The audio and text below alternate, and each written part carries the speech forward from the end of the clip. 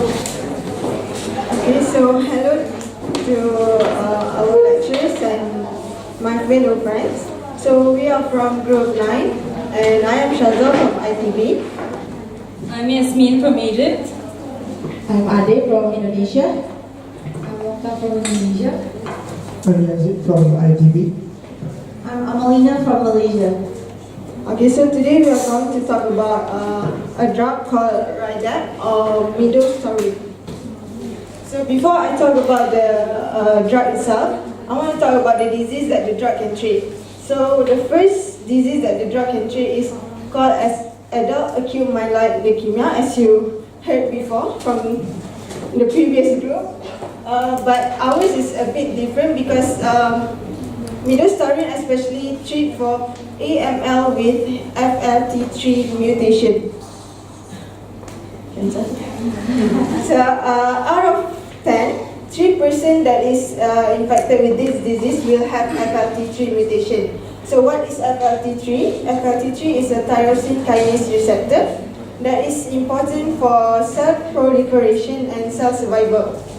So this FLT3, it looks like white, okay? It's like this. And then it has a bottom part which consists of ITD and TKD. So this ITD and TKD, when it is mutated, the FLT3 will be activated like consistently. So the proliferation will happen constantly, non-stop. Okay? So you will see the mechanism of action later. And then the next disease that the drug can treat is systemic mastocytosis, which is happen when mast cells accumulate in the internal organ like liver, spleen, and bone marrow. So it happens because of somatic mutation in the KIT genes. When the KIT mutate, it causes overproduction of mast cells and then accumulate in the internal organ like bone marrow. Okay, so this is the overview. 21,380 people in the US were diagnosed with AML, and 3 out of 10 of them have FLT3 plus mutation. And the symptoms are like shortness of breath, skin, bones, and joint. Okay, so let's go further into the drugs. It is administered orally in capsule form, as you can see here.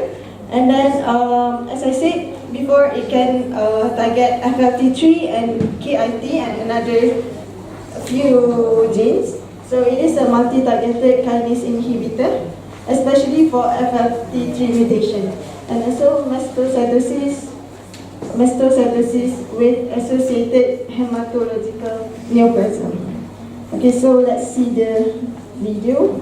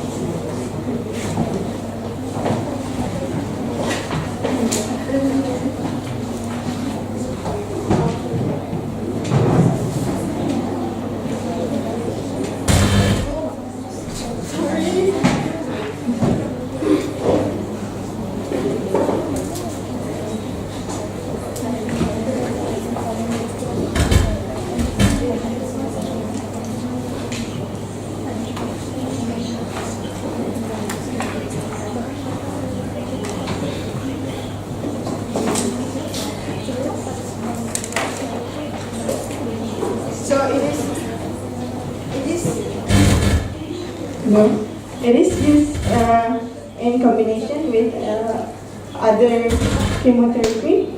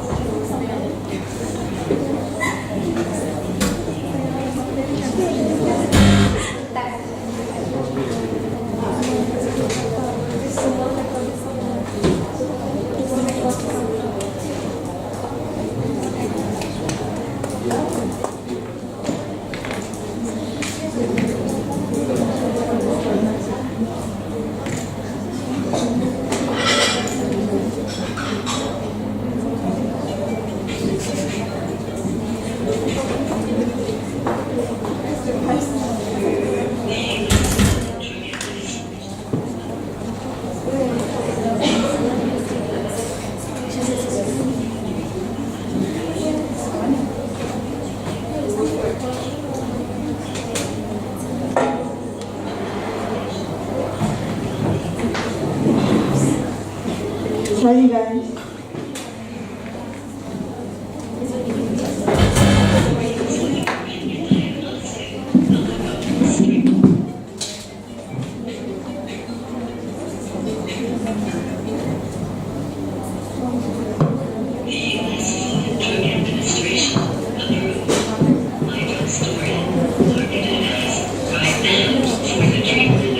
Patients with newly diagnosed acute myeloid leukemia who have a specific genetic mutation called FLT3. This is in combination with chemotherapy. The drug is approved for use with a companion diagnostic, the lipo-strand CDS FLT3 mutation assay, which is used to detect the FLT3 mutation in patients with acute myeloid leukemia. Acute myeloid leukemia is a rapidly progressing cancer that forms in the bone marrow and results in an increased number of white blood cells in the bloodstream. The National Cancer Institute estimated that approximately 19,930 people were diagnosed with acute myeloid leukemia in 2016. And 10,430 were projected to die of the disease. RIDAM is a kinase inhibitor that works by blocking several enzymes that promote cell growth. If FLT3 mutation is detected in blood or bone marrow samples using FLT3 mutation assay, the patient may be eligible for treatment with RIDAM in combination with chemotherapy.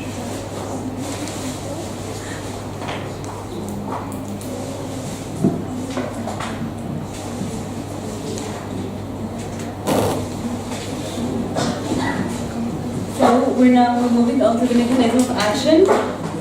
I'll just show you a picture so it'll be easier to explain. Those are 4 kinds of proteins that are found in the cell membrane. I'll tell you the function in the normal cells. So this is VEGFR, which is vascular endothelial growth factor receptor. When a ligand binds to this one, it performs a cascade of reactions, so the cell proliferates and forms angiogenesis. The next one is PDGFR, which is platelet-derived growth factor, and when a ligand binds to it, it forms the growth and proliferation cascade of reaction, so it reaches to this. Then the main mechanism of action works on FLT3. As Chaza said, FLT3 is a tyrosine kinase, and when a ligand binds to it, it normally, we'll show you in the play, but it normally do like proliferation and cell growth and cell signaling. The next one is KIT. KIT is a protein, and when it binds to it, it performs cell signaling, and eventually it promotes STAT. STAT is signal transducer activator. It performs the transcription, so the cell can form proteins, which is what the cell needs to grow. So the point is, when the drug, which is Rydapt, with midostaurin as the active ingredient, holds in these, they inhibit all of these 4 essential proteins, so that it can inhibit the activity when it binds to VEGFR, and when it binds to this one, it induces apoptosis, and when it binds to this one, which we will explain, will stop cell proliferation and signaling, and eventually to apoptosis as well. And it will binds to STAT, it will prevent the transcription of proteins that the cell needs. So now we'll do like a little demonstration so you guys can understand how the drug works on FLT3.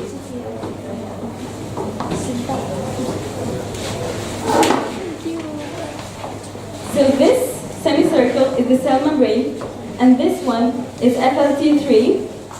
They are found in pairs. Normally, in the normal state, when the ligand binds to one FLT3, the other pair of FLT3 comes next to it and form a dimer. Then in the cell, in the cytoplasm, we have ATP and kinases. ATP usually transforms to ADP and inorganic phosphates.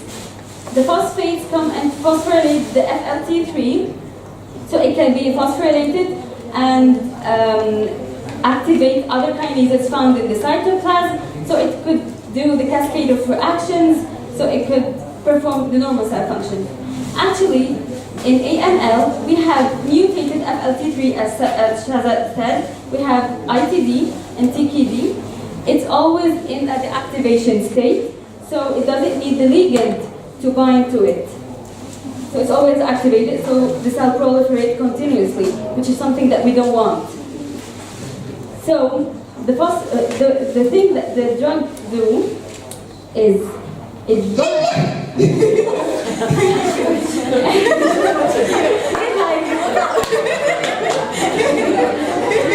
It like binds. Okay, guys. Everyone's awake now, right? So the drug binds to the FFT3, the lower domain, so that no more phosphates can phosphorate. I cannot enter. I cannot enter. Oh dear. So the FFT3 is not phosphorylated, so the kinases as well are not activated, so no more cell function and no more growth and proliferation can be performed. This is how the apoptosis is induced. Now, indications. And for the indications, RIDEP has a protein kinase inhibitor that used for treat newly diagnosed AML or acute myeloid leukemia and systemic mastocytosis. And for the newly diagnosed AML, there is positive mutations of FLT3 and that is can be detected by the FDA approval test. And for the systemic mastocytosis, it consists of 3 subunits, and this is ASM, SMAHN, and MSL. And for the prevalence, the highest prevalence is SMAHN. This is the systemic mastocytosis with an associated hematological neoplasms, and followed by ASM with the 19 until 24%. With this aggressive systemic mastocytosis, and then the last one is mast cells leukemia with the 2 until 4%. Okay, let's talk about like the serious thing about it, like dosing, right? Because when you talk about chemotherapy, it's a bit funny, right? Because every dosing for chemotherapy is very specific and very cycle-like. I know some of you guys haven't started with chemotherapy. I haven't started learning about chemotherapy. So let me like give you a brief run-through. So whenever you have chemotherapy, you have a thing called cycles. And the thing called cycle is how long of a time is for that whole cycle to occur. Varies. It could vary between 14 days, 21 days, 28 days, depending on the particular chemotherapy itself. So for this particular treatment of acute myeloid leukemia, it is a 28-day, actually 28-day cycle in a sense. So you can consider if a patient has to take 6 cycles, it means that you're taking 6 months of this patient's going to take 6 months of this particular therapy itself. So why is chemotherapy going to take so long to actually treat? Because the fact is you can't give one shot all the dosing in comparison to like normal drugs. You need to give it in amounts, smaller amounts at an interval, because you need time for your normal body cells to actually heal, so you don't end up dying from overdosing on chemotherapy itself. So now let's move on to actually understanding how much dosing you have to give for this particular therapy. So for this particular therapy, you're going to give 50 milligrams orally twice daily with food, and you're going to give it actually on the 8th day and then the 21st day. And actually, this cycle includes with also the dosing for cytarabine and daunorubicin. Because these two, because they are actually additions to the current standard therapy towards chemotherapy, towards AML, specifically to FTL3 mutations. Because FTL3 mutations have a very bad prognosis, and that's why they actually wanted to actually add more chemotherapies in order to actually increase the survival of this individual. And as you later on see in the phase trials, you can see there's an increase in survival in these individuals by the actual addition of this particular drug, because it's more targeted in the sense. Another thing that you can see also is it has a cycle of 2 cycles and 4 cycles. And it's for induction and consolidation. So induction is like when you want to get into remission. When you want to see this person look like they're curing from the cancer, that is like you see remission, when you see the symptoms actually reducing in a sense.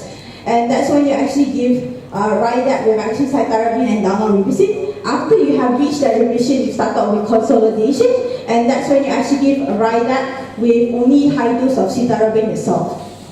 And then another thing that comes with, this one I won't explain in detail because this is related to ASM and also advanced systemic mucositis. My God. So, so this particular drug, you have to take it 100 milligrams orally twice daily with food. This particular disease, it could actually be non-cancerous or cancerous depending on it, but this is basically it's a genetic disease. These people are born with it, and it's not hereditary. You just have it. So this kind of situations is that we know that when you talk about AML, when you talk about leukemia, you know that your bone marrows are affected. Your bone marrows don't have enough other cells to actually grow other cells. You mean that your blood, your white blood cells, your platelets in the sun, so everything goes down. But giving this chemotherapy also makes it go down. But you need to know when to determine when not to give it anymore or when to give it still, because you still want to kill the cancer. So that's when you have these type of situations where you have criteria for it and have specific dosing for the situation. And for administration itself, I'll just give it quite simple, is that chemotherapy tends to cause you to have emesis. So in other words, you feel like vomiting. So what do you do for these patients? Because you know like vomiting is very discomfort, right? So you give prophylaxis emetics to these patients, so they still want to take the drug at the end of the day, because if they consistently vomit, they will not want to take the drug also. Even though they want to cure, they also have to consider their quality of life in a sense. So that's why you give this to the patient. Another thing that you have to remember is that this drug you need to give at interval of 12 hours, so you take it at 8 a.m., you take it later at 8 p.m. Another thing you have to consider is, unlike the drug before, where if you miss a dose, you need to take it immediately, this drug, if you miss a dose, or you vomit a dose, or you vomit the drug, you can't take it back. Do not. You have to just let it be and just take the next dose at a later time. And then another thing that you have to take note is that you cannot crush or you cannot open your capsules, because when you open that, you need to consider that Rydat, even though it acts on FTL3 itself, it also acts on other tyrosine kinase, which also affects the growth of other cells, which would result in other cells being infected within the GI system. That's why they keep the capsule, so that it's specifically acting on certain areas only. And then also, and then the biggest idea is that if you're taking any drugs which affect the QT, then you need to actually check your cardio QT condition. That's all.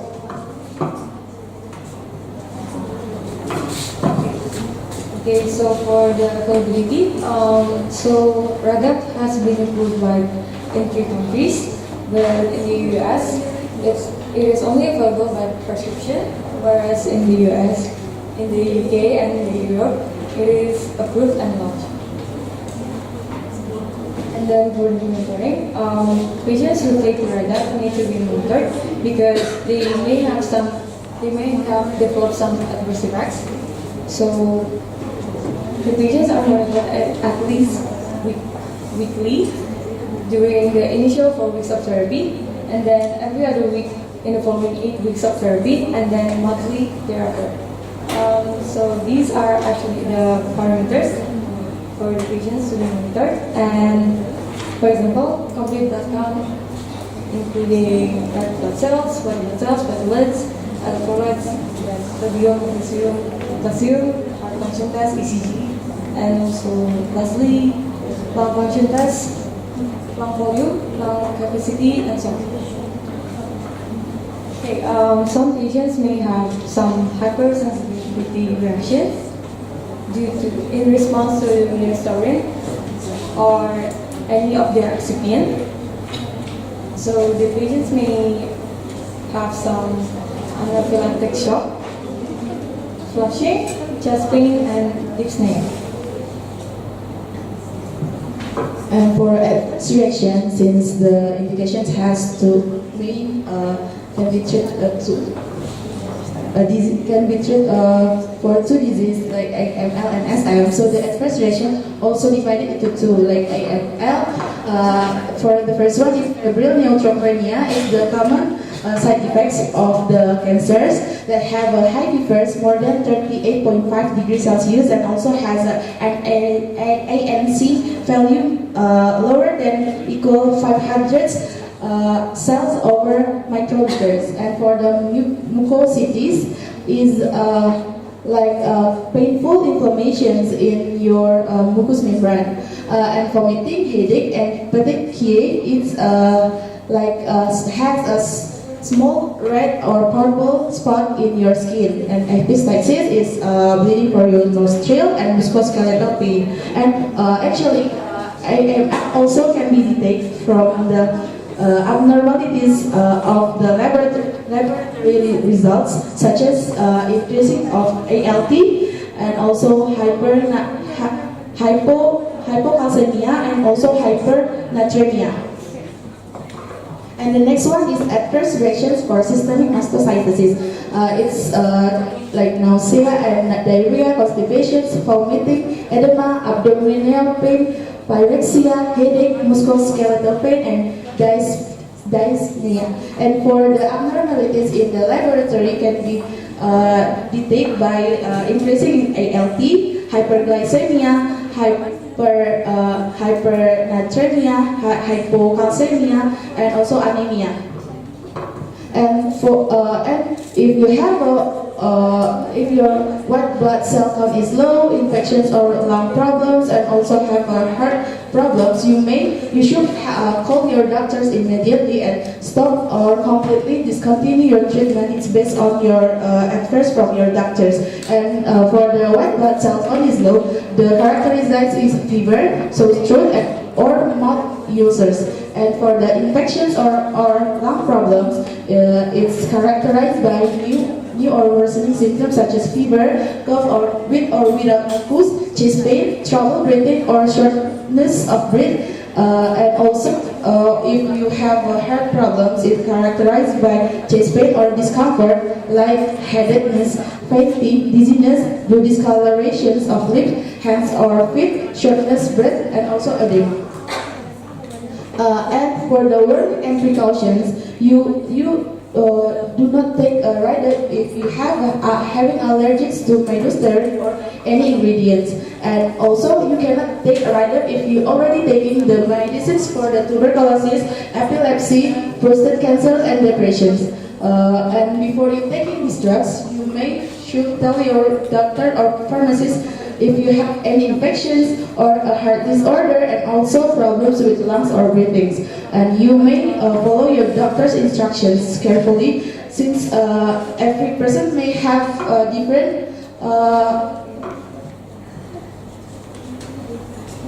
how to use these drugs, because this depends on your conditions of your body, and you should consult with your doctors before using this, because it can maybe reduce your fertility of your body.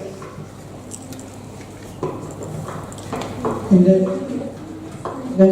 coming on to the additional information to if the patient taking this drug, they have to consider in terms of race, gender, and ethnicity. There is no adjustment dose needed for this particular drug, and pediatric is not recommended. And environment is when we handling this drug, we have to proper dispose this drug. Moving on to the pharmacokinetics, absorption is rapidly occurs within 1 to 3 hours in our body, in the patient bodies, and it should take with this drug should take with meal and to avoid gastrointestinal intolerance or any side effect like nausea or vomiting, or if the patient having the nausea and vomiting side effect, the patient maybe tell the doctor or pharmacist, then they will advise to take prophylaxis to overcome this condition. And then for distribution, this drug is 99.8% bound to the plasma protein, and it happened to human in vitro, which is alpha-1 glycoprotein. This drug is metabolized by liver, and in urine it found hydrochloric acid and benzoic acid can be found if the patient taking this drug with wine, grapefruit, wine and grapefruit. And this drug elimination is major occur in cases with 78% administered dose and 38% with unchanged dose is found in the patient faces, and for less than 4% will found in urine, which is renal clearance, and half-life of this drug is 21 hours, and the plasma clearance is about 2.4 to 3.1 liters per hour in a healthy patient. So now moving on to the studies. The first study is a phase 2 study. It was conducted in 2016. It's an open label study, and the subjects were taking 100 milligrams twice daily for a continuous cycle of 28 days. It was used to determine the efficacy of midostaurin. The patients that were involved were 116 but only 86 fit the criteria. So the inclusions and exclusion that we did to exclude the other than 86 ones is that their ECG should be less than 150, serum creatinine should be less than 2, ACT and ALT, which are the liver enzymes, should be less than 5, and serum bilirubin should be less than 3, ULN, if elevation, it should not be ULN elevation. Exclusion should have that they should not take chemotherapy or interferon alpha within the last 30 days prior to their first dose. And for the outcomes, there is the two outcomes, primary and secondary. For the primary, overall response rate is up to 6 months according to the established criteria assessing clinical timing at the end of the 6 cycles. And for the secondary, the durations of rate, times to response, and overall survival is up to 5 years. And the result is the overall response rate is 59.6%, and for the durations of rate, times to response, and overall survival is not reported. Okay, so basically this is a study on the Angel George. Basically, we're still in phase 2 because there's only one phase 3 that represented. So for phase 3 itself, we have a good design of intervention model which we don't prepare masking in a sense, and there's only one group particularly that we test on, so we give just midostaurin itself. But in this case, we are testing for advanced systemic mucositis itself. So when it's advanced mucositis itself, we are actually including people of beyond 18 years old. We're also including people with the ECOG of 0 to 3, so they're still able to move even though they are not able to move to a certain level for a ECOG 3, but 0 is basically healthy in a sense. And then we also have to ensure that the patient has been actually diagnosed with this particular disease before actually entering. And the other thing that you have to take into hand is that you also look at the level of the mast cells that are available within the individual itself. And not only that, you also look at the patient's liver condition, because as we informed before, the patient's liver condition also is considered when actually taking this particular drug. And another thing that they actually take into hand is that you have to make sure if you're a woman of childbearing potential, you are not able to participate, you are able to participate, however you need to be ensured to be non-pregnant 48 hours before the test itself, and also during the whole test and before, during the whole test and after the test itself, before and after the test, you need to ensure that during the test you actually have to be on contraceptives to ensure you do not conceive in that period. And if you are, for example, are a mother, you can't breastfeed your child if you have them because of the worry of transferring of the drug across. And then another thing that you have to take note is that this particular individual also has to have given a tissue sample because of the fact that this particular advanced systemic microcytosis, the important enzyme that we're looking at is KIT. So this KIT is actually an important target when it comes to advanced systemic microcytosis in a sense. That's why we need to ensure that it's also available in this patient.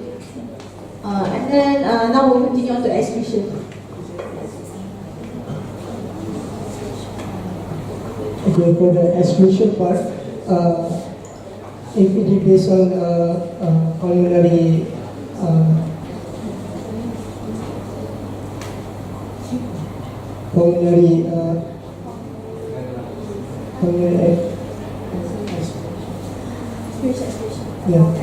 or left chest X-ray considered by the investigator to be unrelated to mastocytosis, and any pulmonary infection or abnormality on the baseline chest X-ray known to be new in the previous 4 weeks. And then cardiovascular disease within 6 months should be excluded. Chronic control hypertension with any grade 3 to 4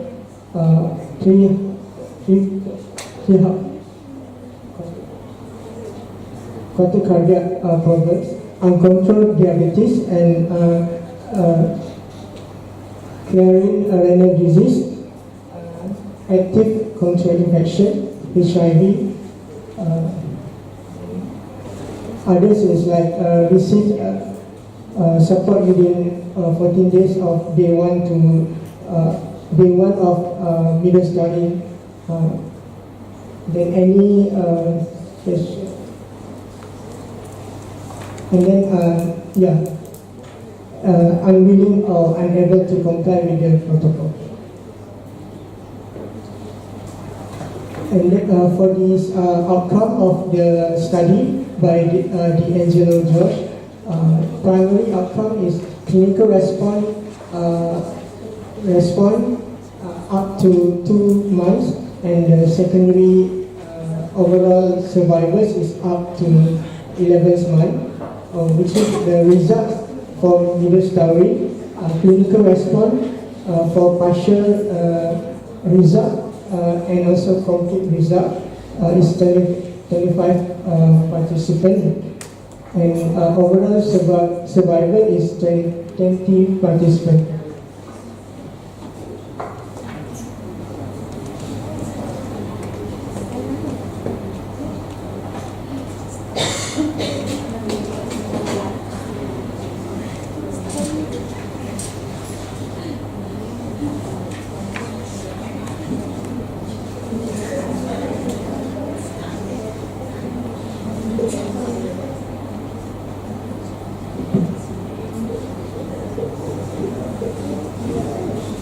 Okay, so for phase 3 trials, we found one, which is by Mr. Stone. The design is randomized, placebo-controlled, double-blind, and multi-centered. So the patient was given 50 mg midostaurin orally twice daily from day 8 to day 21. Okay, together with daunorubicin and cytarabine. So the patient that recover will receive 4 28-day cycles of high-dose cytarabine, and then the maintenance therapy remission for 28-day cycle of midostaurin 50 mg twice daily. So this is to determine the effect of adding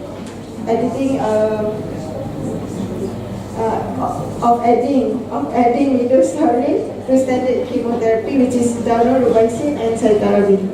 And then the patient that they have was 717 with FLT3 mutation, and the one that was given with the rider itself was 360, and the placebo was 357.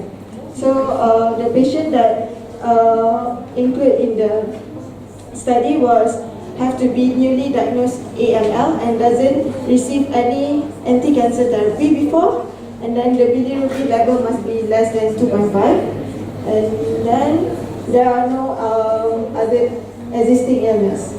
So exclusion, some require limited urgent treatment for the current disease, like they have acute leukemia. Okay, for the outcomes, we have primary and secondary. For primary, we have overall survival with a time of duration up to 10 years. And then secondary, we have event-free survival up to 10 years, complete response rate up to 60 days, and disease-free survival for up to 10 years. And then the result, the patients taking the midostaurin have much more positive results than the placebo. So the overall survival is 74.7 months compared to the placebo 25.6 months. Event-free survival 8.2 months compared to placebo 3 months. And then there's complete response rate for 59%, whereas in placebo 54%. And then disease-free survival, which is 26.7 months, and then the placebo one is 15.5 months. This is actually the simpler form of the result. Thank you for your attention.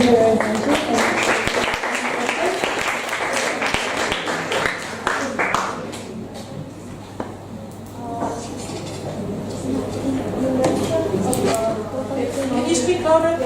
You mentioned about it's not recommended for pediatric. I just like curious thing, essentially like if there is a child, like how the disease and what is the dose.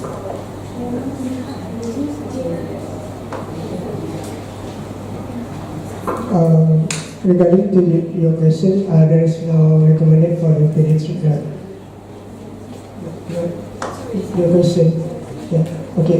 For at this moment, we are not found a study about the pediatric regarding to this midostaurin. So they are not approved yet to give this medication. Yeah. Just to add on, particularly that disease also AML, usually it's adults that actually get this particular disease more than towards pediatrics. That's why the focus is more towards actually trying to help out the adults first than to help the pediatrics. Okay, Alexa. So I see that when you take the drug, you take it with food. Is there any drug and food interaction?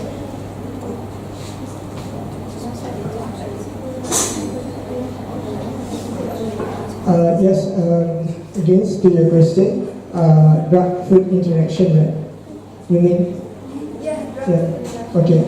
For this particular midostaurin, there is highly advised to take not highly fat meal, so that if you're taking a highly fat meal, this drug will increase concentration to the max.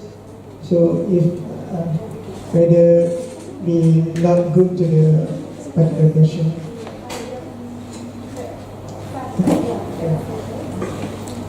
You said this is mainly type of AML. This drug can treat all types of AML. This type of drug is like specifically for mutation FLT3 AML. So we have to test the patients if there are FLT3 mutations or not. That's right. Ikram, please. For the dosage part, like I have two questions. For the first one, like, what is the difference between the reduction and the consolidation stage? And then for the second one, which is for the clinical trials, on the very first trial, there are mentions about AST and ALT levels for the inclusion criteria. Like, are there hepatic concerns?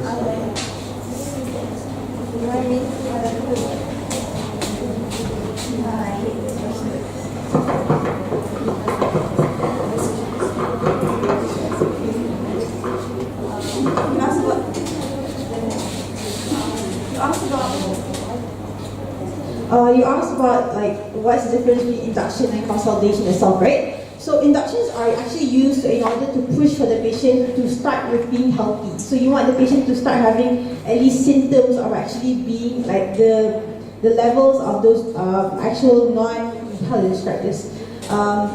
Like, you know, when you have AML, you have all these cells which are immature, and all these cells that are immature are high in level, right? So in actually having to see the patient in remission, you want that particular level of those immature cells to go down to a normal level, at least somewhere around normal level, so that we can actually continue on to treat the patient at a higher dose into make sure the patient goes into full curage.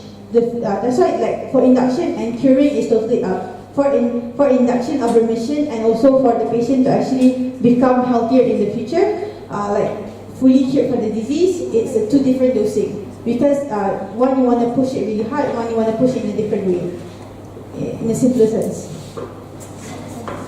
What was the other question? On the very first trial, the clinical trial. Yeah, this one. If you see, right, the particular dosing part also, in the dosing of the treatment, you can see that AST and ALT are actually being affected when you actually give midostaurin. So midostaurin has a certain level of effect or hepatotoxicity towards the actual livers. That's why we actually have to actually take care and ensure the patients who are hepatotoxic, who are actually having problems with their liver, they're also not able to actually receive this particular drug. And it's written in the dosing at this bottom part. If the patient is not here, it's not here, it's in my other notes. So basically there's another note written about particularly if the patient has a certain level of liver condition, they can actually take this particular drug and stop this particular drug because if the ALT or AST increase very badly to that, then we cannot give them this drug. Did I answer your question? So if I understand correctly, So if I understand it correctly, the toxicity, the AST, ALT levels changed or as following the changes in the dosing levels? If the patient suffers hepatotoxicity due to particularly taking this drug, you would prefer to take off the patient from this particular drug in size. If it reaches a certain level. That was mentioned in the inclusion. The inclusion said that we should take patients with a certain numbers of, less than 2.5 for example or something. That was an inclusion. So we don't have to take patients with high level of AST and ALT. Did I hopefully answer your question? Yeah. I want to ask for the warning and precaution part. What do you mean by any ingredients or any ingredients? The point one. Those or any ingredients. Okay, for the any ingredients that include in these drugs, I'm not sure for all of this, but I can mention like a bit, like macroglycerol hydrosterate, glycerol, carmine, and so on. Yes, Islam. Everyone asking questions now. I'm sad to see this, but I'm also happy. Okay. My juniors, please. Okay. Okay, so I have a question, please. Yeah, okay. No, there's two more questions. Can we like take them because they've been like Let's raising stop them. at 3, okay? That's Yay! Thank you. I had enough of questions. I want to ask about the induction and consolidation. Wait. Is it the same loading dose to the loading dose and maintaining dose? Is it of the same induction and consolidation? Oh, you mean like the dosing for induction of midostaurin in consolidation and also in induction? Is it the same? The dosing are the same. Midostaurin dosing doesn't change. The thing that changes is your daunorubicin or your citarabine. So in the consolidation, you only have citarabine high dose. In the earlier ones, you have daunorubicin and citarabine. So when daunorubicin and citarabine are together, the dosing doesn't have to be so high for citarabine. But then the next one, just use citarabine, you use it at higher dose. I'm so sorry. Yes? Did anyone else have a question? Yeah, Okay, why do you need to give the patient psychotherapy? Okay, this one is basic chemotherapy, but since I'm quite answer it. Because if I remember correctly, cytarabine is one of the drugs which are able to actually act on hematologic cancers. So one of the hematologic cancers that cytarabine can work on is AML. So since we cannot, whenever you do a particular clinical trial, you can't just give the patient placebo with nothing.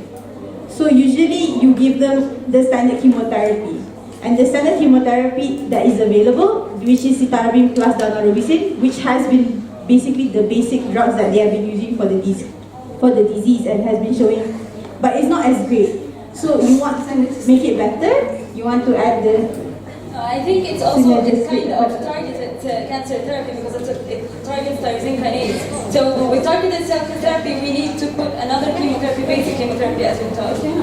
No, it's easy actually because as we study in TKI, we use standard chemotherapy and the modern and the targeted therapy for synergistic effect.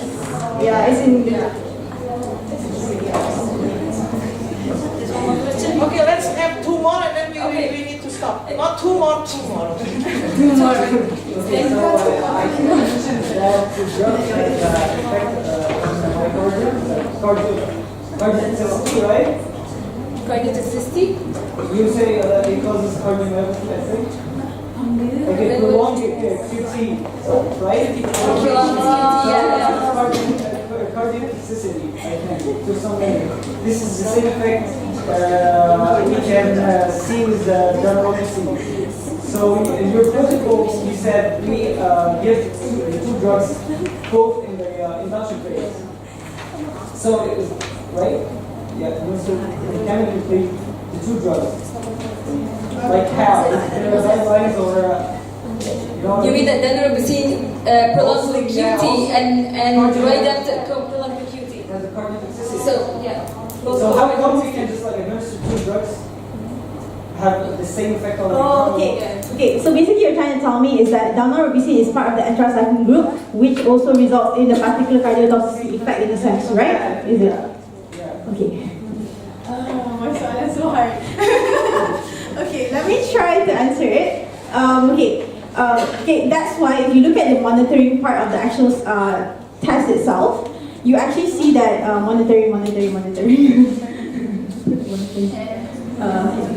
Okay, so that's why in monitoring itself, you also have heart function tests. That's why we look at the ECG of the patient first before deciding of actually giving this particular drug to the patient. Because yes, we do agree that daunorubicin also has cardiotoxicity effect, and midostaurin does seem to have that partial effect too. But now you're weighing in the benefits of that particular drug being used in the sense of giving overall survival and actually benefiting the patient long-term wise. And if that particular toxicity... like if it's on my carbon system, like it's not very much involved, you know what I mean? Yeah. Can you repeat your question? Because I couldn't really hear you. So sorry. Like the effect on the I'll give you a mic so you can...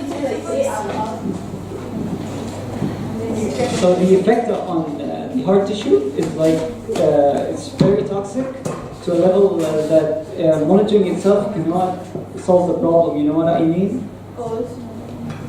So meaning you're like... administering two drugs, and I want to ask if there is special dosing for this. You know what I mean? In that case, we're not sure because in the sense of whether or not there's a special monitoring specifically for that case of the level of the effects of the cardiotoxicity, to monitor how is the condition, is not stated or not even informed within the studies nor within the administration. They never talked about special monitoring in that case. However, I'm not sure whether there will be in the future after they see more cases of this becoming more prominent. But for now, we say no. But for now, I think they're just basing on the benefits versus harm, and they're looking at whether the benefit outweighs this harm in a sense. Yes, I do agree. So administration of both drugs is not established. No, they are going to be given, but the timing is different in a sense. Because I remember that even even the doxorubicin causes the cardiotoxicity. Yes. That's why there's a lifelong of it, right? So you don't want to give too much. Yes. So the idea is by decreasing the dosage of doxorubicin or cytarabine, so eventually you get a little bit of the rider at certain time, so you don't maximize your doxorubicin. But you still need to watch QT prolongation. Yes. For the is that what your question is? Yes, yes. Yeah, so I mean, I when we talk about cancer, the dangers of toxicity is there, right? So by having a little bit of a targeted therapy, even though combined, as less cytotoxic. Yeah. Because it is cytostatic, remember? Yeah, I know. Yeah. That's Is that a like, question? yeah, that's the question. Because she said like the dosing of the drug itself, the drug that you're talking about, but she didn't mention like the dose for the damrotocin. Is it like the normal dose, or we just like gonna change it down? Like Now, I think it must be a little bit low, but I'm not sure. Okay, I'm not sure, but theoretically a little bit low should be. Yes. Okay. Thank you. Okay, the last question. For morning 3, the need complete blood count, right? So we know that complete blood count is many kind of components, like for this drug, each part of the component is for the cell.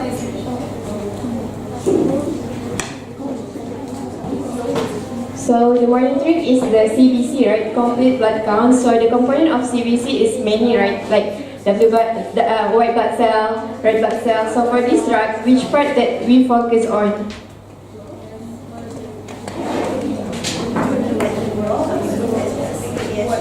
So it is important to monitor all the components that Is it all? yeah, especially But the biomarkers that we want, the marker that we want to see if this drug really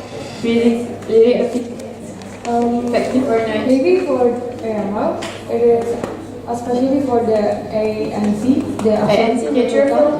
Yeah.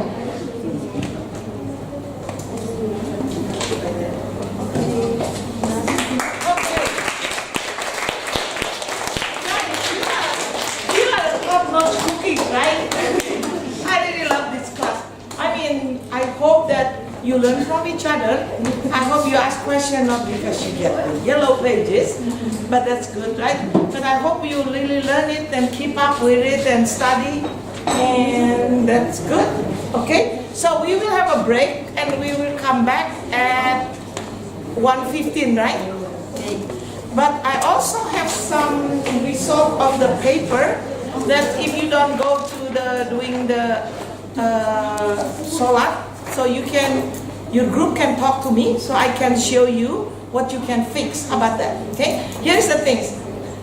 Almost all of them I fixed them, except I'm still working on one. So don't come to me for the group that I'm working still on the Tafiles. Okay, I'm still working on it. I'm still looking.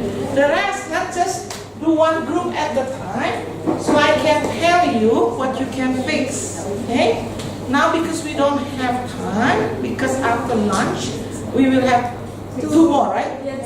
Two more presenter, and then we will have the post test.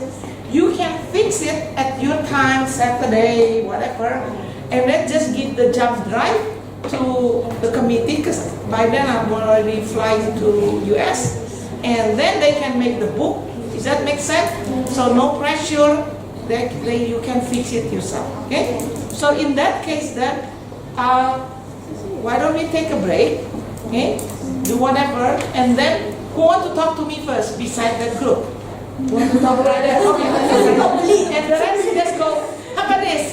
How about this? Okay, that way we can work it out, okay? Because we don't really have much time. So the first group that will be meeting with me is right there. And then the second group is High FIFA. The third group is Ilumbia. And then I'm Mofik. And then maybe lunch in between. Responsa, Ragazzo, Eliada, and then Makrilen. Okay? Alright? Okay? Alright? Okay? Alright?